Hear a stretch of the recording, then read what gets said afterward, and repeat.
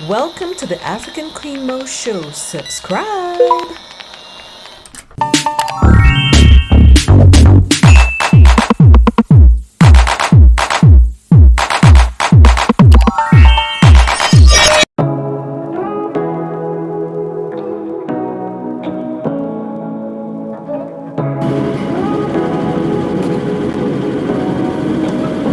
Guys, I'm in Kiserian, heading over to see a friend of mine called Wangoi. I think you're gonna love her interview. Yeah, we're gonna be talking about women's issues, and young women are going to learn a lot. Welcome, African Queen Mode channel subscribers, viewers, and friends. We are in Kiserian.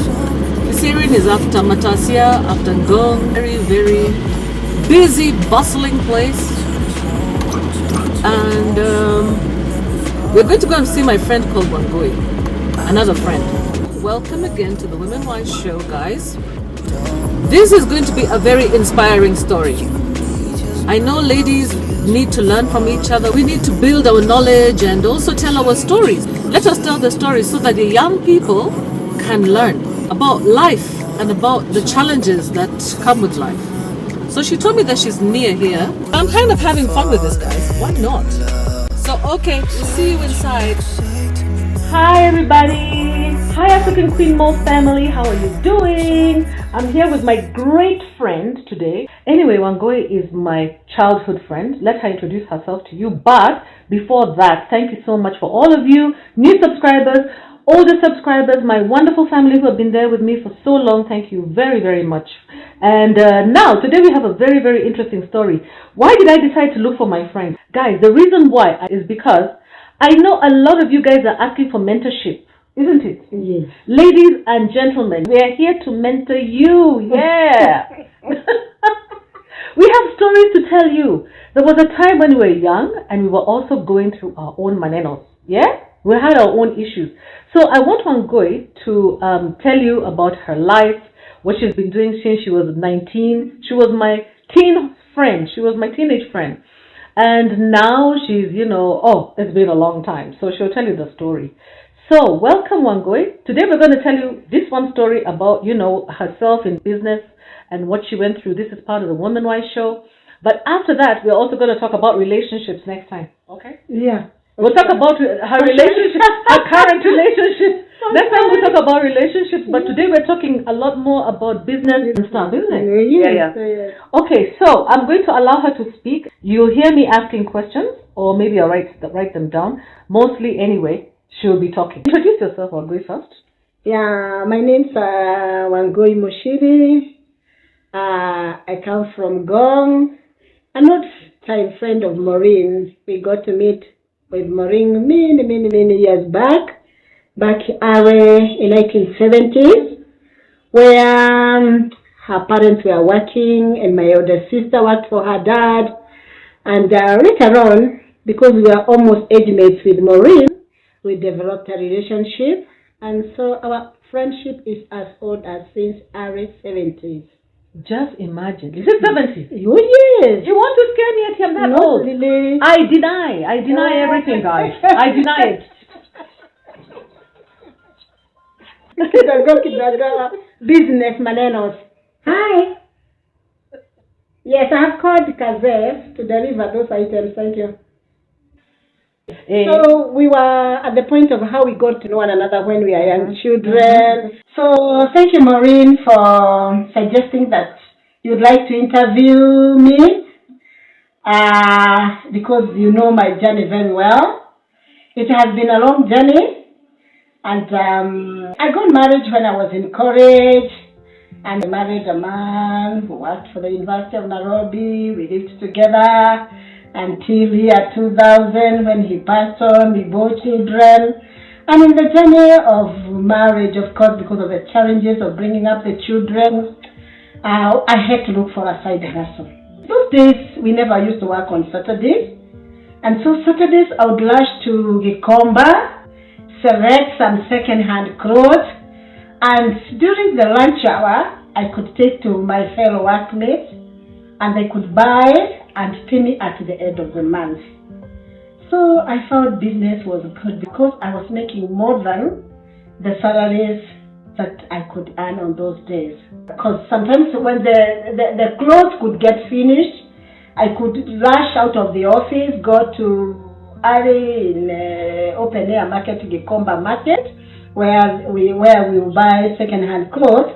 And as a Christian, I got convicted. This was not light to be running away from the office, coming late, and I was convicted to resign. So I resigned from the office and I pursued a different business. But in the business of selling second-hand clothes, I met a son of a friend of mine who used to sell in Westlands Market. He was an industrious young man.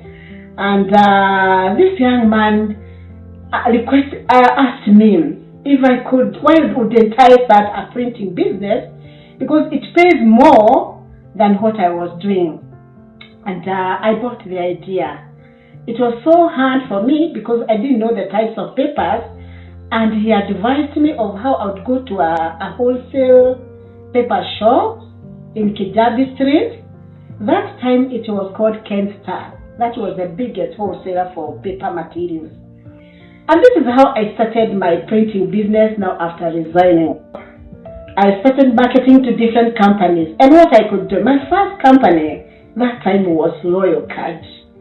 And I was given the first order of 2,500.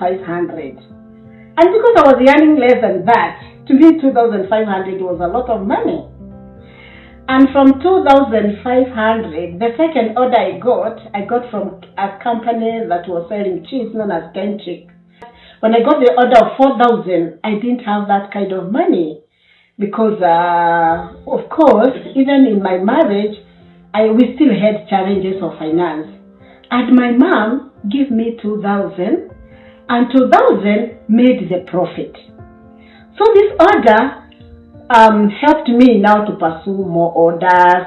16,000. I went on. I added companies. I worked for Unga Limited, Unga Fleets, to mention few of the companies that I worked for. I started the printing business in 1993. So around 1999, my husband fell sick.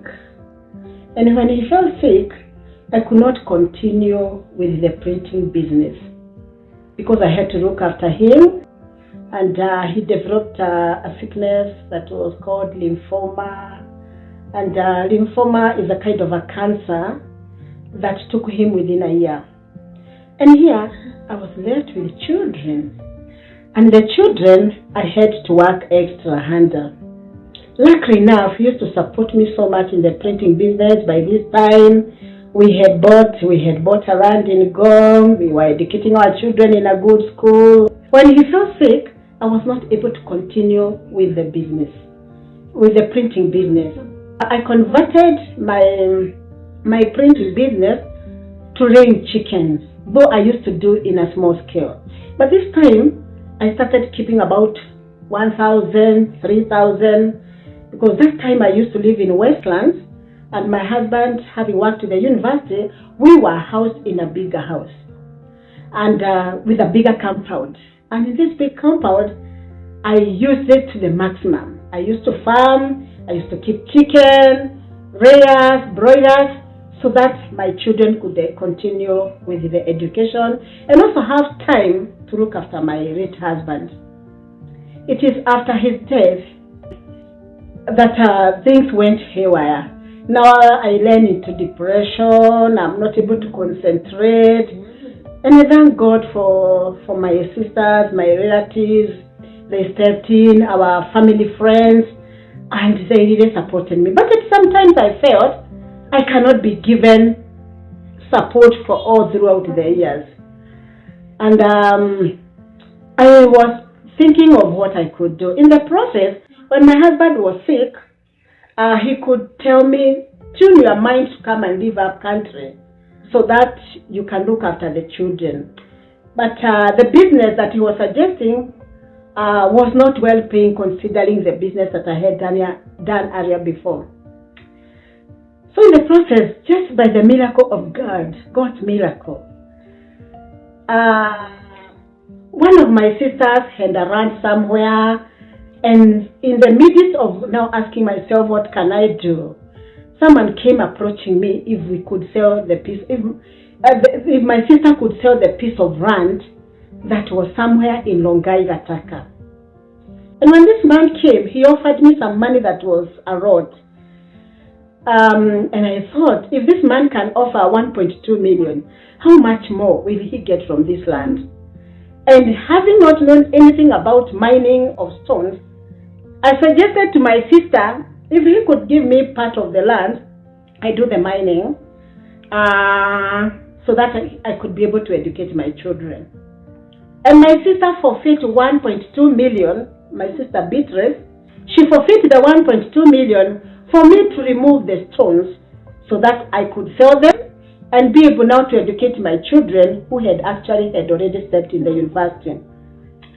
My sister gave me that land and I removed the stones, and the quarry helped me to put up a nice house which my husband and I had started, but it was not finished. So through the help of friends and my sisters, I was able to educate my children.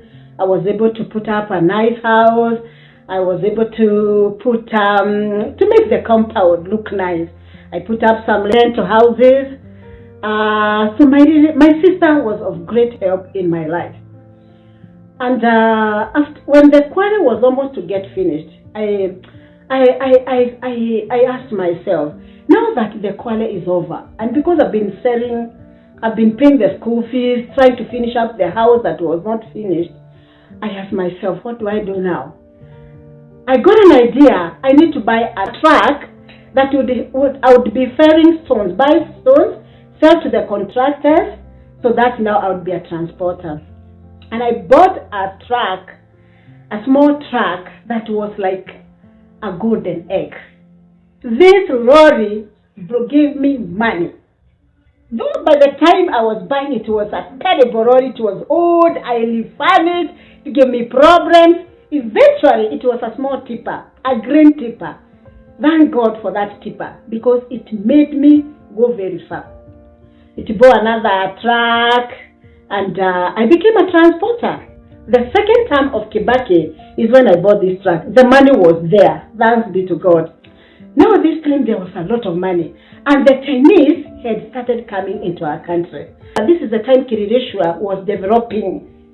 So I started going as a marketer, having marketed earlier on in printing business. I started going around Kiririshwa, and I started getting orders. And I got favor from the Chinese because they were also looking for suppliers. I sold building materials. I got favor from the Chinese, and I was able to educate my children. And it was a terrible job. Sometimes there were hiccups, transport. And of course, I also took some loan now to buy the second lorry. The first lorry, I didn't buy it very expensive, but by God's grace, I got a small loan from Cooperative Bank. So this lorry now, after paying the loan, it was not an expensive lorry because I got about 500,000. I paid the lorry, then again, because I was depositing a lot of money, the bank approached me if they could buy another truck for me. And I bought another truck that also brought problems to me because it was a second-hand truck. So it failed me because every money was going to the maintenance. And of course, I would advise my viewers, never buy an old truck because it will fail you. One of the things I got to know, nobody would sell something good that makes money for him or her. So I bought a truck that gave me hell of time, and I was not able to pay my installments. My installment was about, including the insurance, I could pay 230. So once I failed to pay 2 months, 400,000 was a lot of money for me to pay. But through struggle, I paid. I got a small loan of about 3 million, and this loan eventually failed me. However, I'm a go-getter. Even after the Lord is favoring me, I went into depression though, and it took me some years I don't know how I survived. All that I know, I lived. By this time, my children had finished the school, and I had a small shamba. I started farming vegetables, and in the vegetable business, I could go to sell them in Gong Town around after 5 o'clock when the workers are coming from the office. Though people thought that I don't make money, that is after some years, I could make my 2,000-3,000 shillings. But I survived on those vegetables.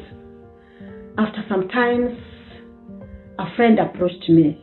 Why don't you do the job that you used to do? A friend came in and asked me, why don't you do the job that you used to do? And I explained to him what had happened, and because this job needs a lot of money, that is why I'm not able to do this business.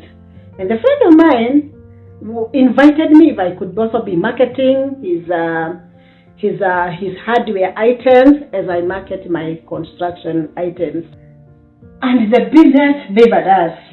And with the help of my friends, my daughter and my friends, I also chipped in into the partnership, of which I did up to the year 2000 when the COVID came.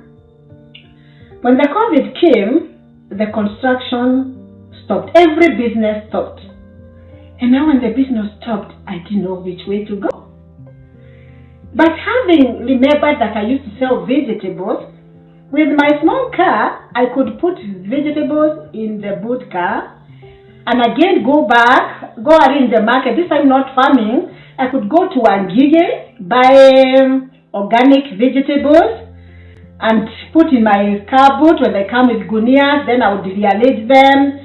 And also I could go to shambas, go to pipeline. Everyone who farmed with irrigation, vegetables, kudes, and I was known for kudes because I could tell those people to plant kudes for me. Within a month, within 6 weeks, kudes are ready. So within 6 weeks, I could have plenty of kudes, and I started now selling even into wholesale in market, in Gong market. And this eventually went on until now God gave me another business. And the business that I got, a friend of mine showed me how to make shampoos, hair shampoo, hair conditioners, and I registered them with the tips. And today, I have got hair shampoos that I call them Unicas. Unicas is a blood. And these shampoos, I could transport them together with the sanitizer, with the hair conditioner. I could take them during the time of COVID. I got Viva from the Askalis and they could open the barriers for me because I'm transporting hard sanitizer. I could drive all the way to Namanga. So I live within Kajiado County. There was still limitation of how you could move from one point to another. But I got Viva. I could go to even up to Namanga. When I got to Namanga, I could come with a juice that was so marketable here in Gong. And I could go so that I would repay the fuel, and I could sell in Gong, Karen, and also I survived like that.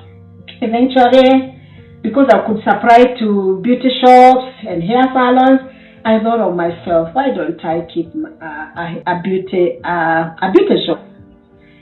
And then I wondered, now, how do I start this beauty shop? And I started with some money that I had saved when I was young. So I went to my NSSF fund. I was paid 36,000. And that 6,000, I started a beauty shop that is located in Kiserian. I started a beauty shop. My daughter-in-law was there for some time. Then later on, I went to the shop. Now I combined the beauty shop and the manufacturing of the shampoos, the dishwashes that are very nice. They are called Unicas dishwash shampoos that are very marketable in around Kiserian, Gong, Rongai, Isinya, Kajiado, because that's in Namanga. That is the route that I embarked on. And after some time, I decided to concentrate with the beauty shop so that it can grow and I could also manage the funds properly. Because I also had some challenges. You will employ people and sometimes they are not faithful. So I thought of now sticking to the shop and employ people now to be suppliers of our products. The journey has not been easy because, of course, competition. But by God's grace, we are still surviving. We are still living. I would like to encourage my viewers. Life is not a straight line. There are times you're on the mountain, there are times you're on the valley, but don't give up. Don't give up. Think of another idea, because you cannot agree to die when you are still alive. And so that has been my story of business. Of course, it's a story of since 1993, cannot add up in a few minutes, but short and long, that is how my business life has been. Yeah, and I think my friend Maureen has admired me for this, but of course she has been of great help when I was also educating my children. She could come and chip some money so that I could be able to educate, especially my daughter who was in the Catholic University by that time. She really gave me support. She could bring shopping for my children. And because she could watch how I'm struggling, maybe that's why she thought of coming to give me an interview. Thank you so much, Maureen. I hope my story will encourage many and they will not give up, because here I am, still strong and hoping now that I'm going further. My intention is to have the biggest beauty supermarket and wholesale in Kenya. Thank you for the interview. In this one, she doesn't need me to sit here prompting her. She has all the information. Yeah, because it's coming from my heart. It's flowing. Yeah, it is. It's not a story that I'm looking for. Of course, I've edited many episodes, but it's because time may not allow. Exactly. Yeah. I have a few questions for you. Thank you so much for that. Now, the first question is, how did you manage to get a loan from the bank? Because those are the problems. Now, the bank is one of the reasons why I remember you were down. There was a time you were really down. Yes. When you had your lorries. When she had her lorries, guys, in construction, she really was down. She was going through a really difficult time with the second lorry. She told you her first lorry was a golden egg. The second one came to bring her problems. Can you tell people how you survived that? Yes, how I survived. By God's grace, I went to pray on the mountain that I need a buyer for that truck because it was giving me nightmares. So God gave me a buyer when I was on the mountain. Actually, he called me that he has heard that I'm selling a truck, a certain prayer mountain in Kikuyu, where I went to pray that God would give me a buyer of that lorry, because the drivers were giving me hell of time. There was a lot of lies.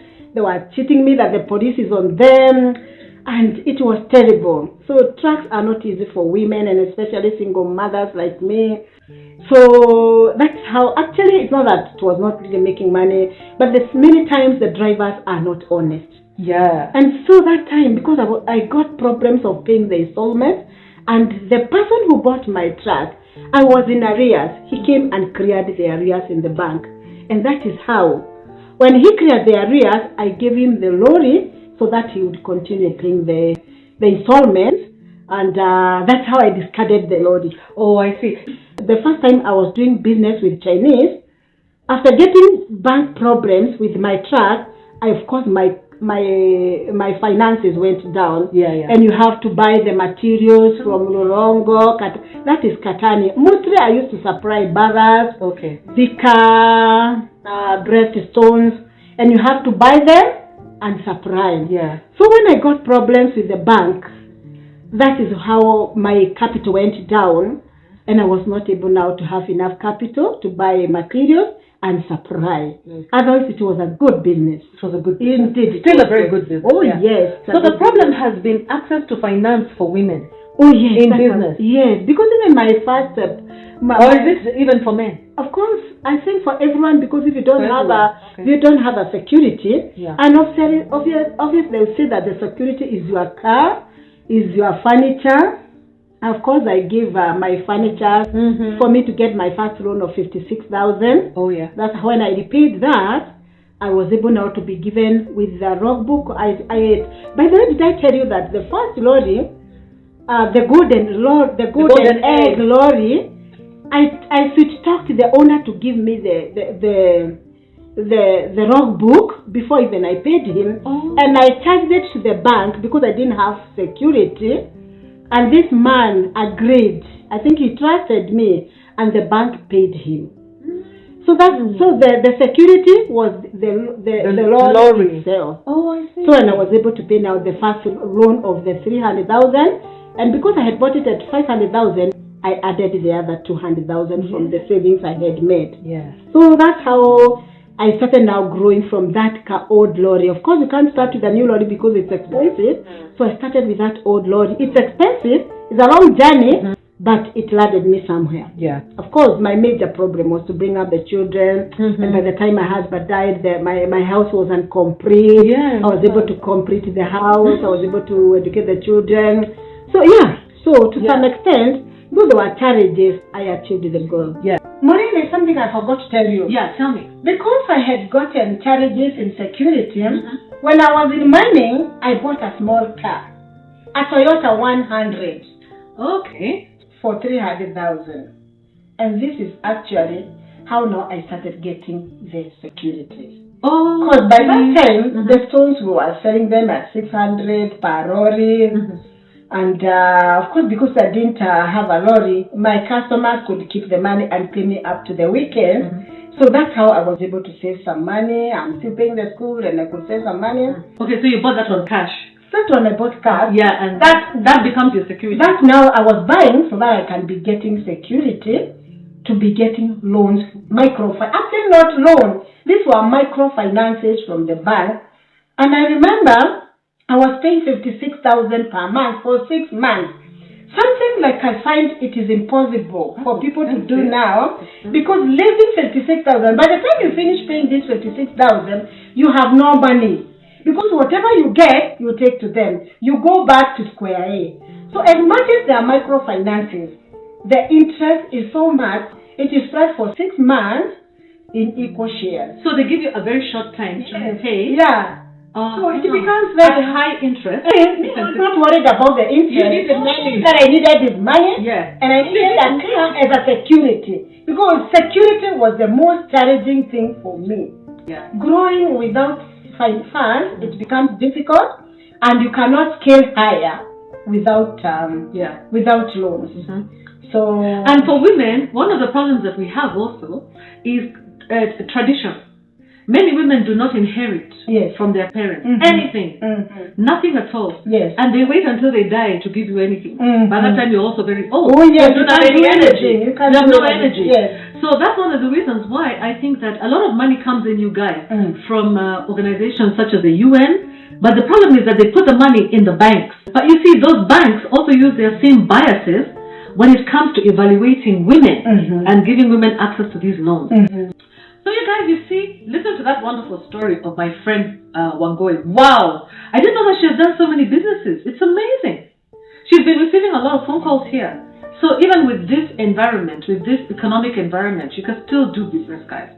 But I'm saying that the banks and the lending organizations have to consider women. All these NGOs that are giving money, they're giving women's money to the commercial lending agencies. Unfortunately, many of them are run by men, and men have many biases. Yeah, so sometimes I've even seen in the newspaper that there were women who are complaining about not being able to access funding from the banks.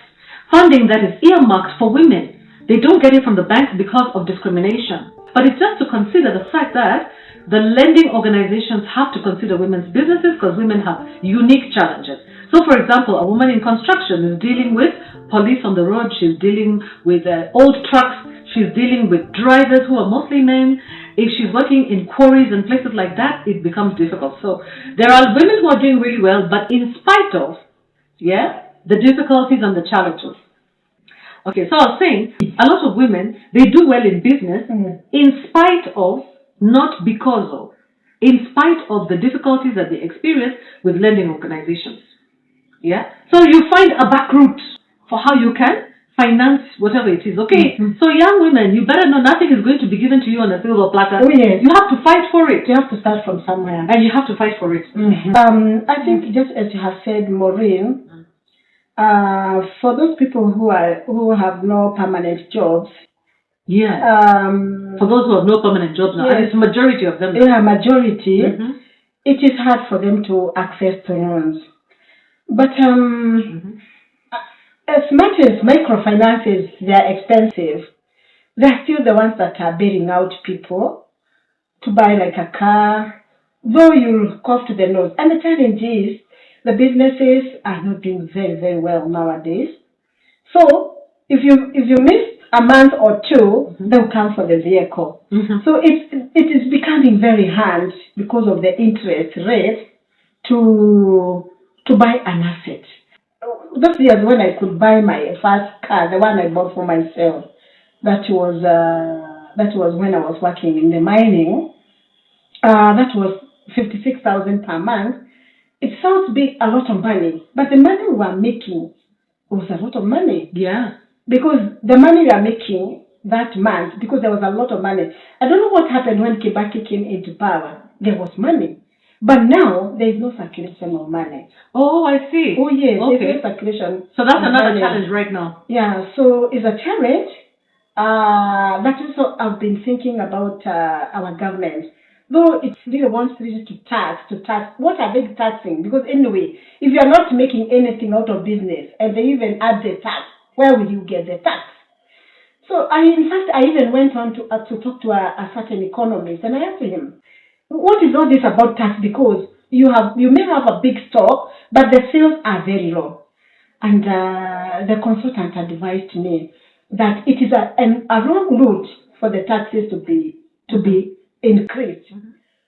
How the government should go is to help the farmers. Because when we were in school, Maureen, you remember we used to study the economy of the country is farming. Kenya was farming. Malawi, Kenya, agriculture. You remember the agricultural economy. Yeah.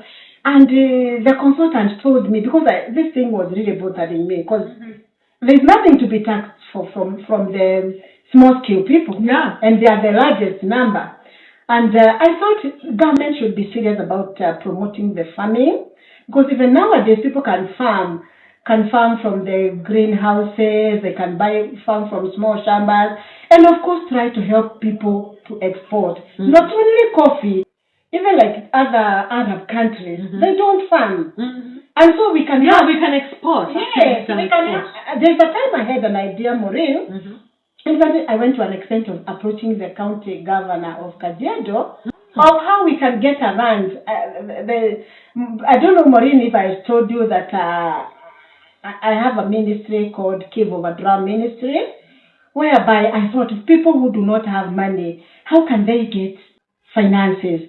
And this time I had the idea of, how young people, they are lost in drugs, they are lost in alcoholism, and I needed an entry point whereby we can bring young people together, get a shaba for them, possibly put a chicken cage for them as a cooperative, and look for where we can market these eggs, because eggs are very marketable. But finances or the funding is a problem. While this funding, we need to get it from the government or the cooperative society to help the young people. We have ideas of how our children, we can help them through cooperatives. There are rabbits that people are looking for farmers, white meat. We really need white meat. Even goats. Goats, we can sell. Yes, goats. Yes, but I still think, Maureen, we need people who are serious. Yes. Because people have ideas of how even we can help, like these young people who are up country, how they can be in cooperative societies. They don't need a big land. They just need a small land. Even county governments can buy for them. They only need a manager who can help them. We have got many agronomists. We have got many agriculturists who can help them to put up, and they can be even exporting even tomatoes, even in Dubai, even other. There's great market for these things. So I think the market is there. The market is there. Definitely the market. But these young people, they have no funds, so they also need from the youth fund, or wherever the money can be gotten from. At the same time, I was thinking of looking for a consultant like you, Maureen, who can help me to know where can I get funds and reach these children of how, because I'm a survivor, how they can survive. Yes. And also be busy and make money. Yes. Yes. So We need your mind. We need your entrepreneurial spirit. Yes. So the government should actually consult moms. Yes. Should consult entrepreneurs like her. Yes. You know, people like me. I also have ideas. Yes, I don't of how to get money. funding. Yes. When it comes to writing proposals, I can help with that. I can do fundraising. Yes. So the issue is exactly what you're thinking is something I was thinking of. I was also thinking of the same idea, similar, but not in terms of cooperatives. I think cooperatives is a brilliant idea. But you know, the government has a lot of land. Yes. That is doing nothing.